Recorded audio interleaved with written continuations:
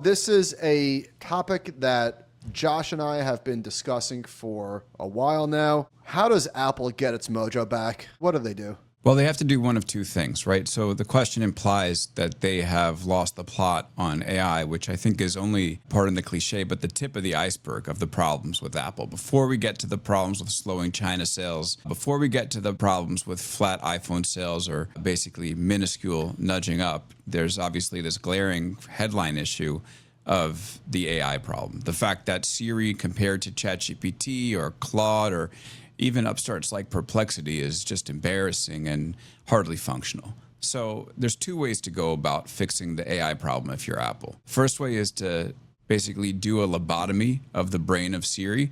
And that's why you've seen these discussions that Apple and OpenAI and Anthropic have been discussing possibly bringing in the GPT models if you're OpenAI or Claude and effectively swapping out the brain of Siri for one of these. So discarding the useless Apple model and then bringing in some of these like really good off-the-shelf models to power Siri.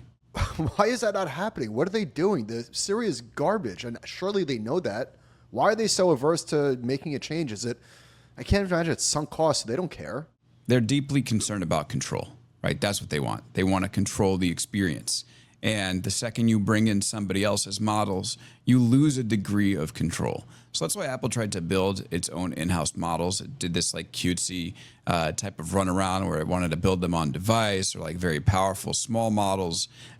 Ultimately, like these big frontier models that are massive and know a lot are the ones you're going to want. Apple made its play to do this in-house.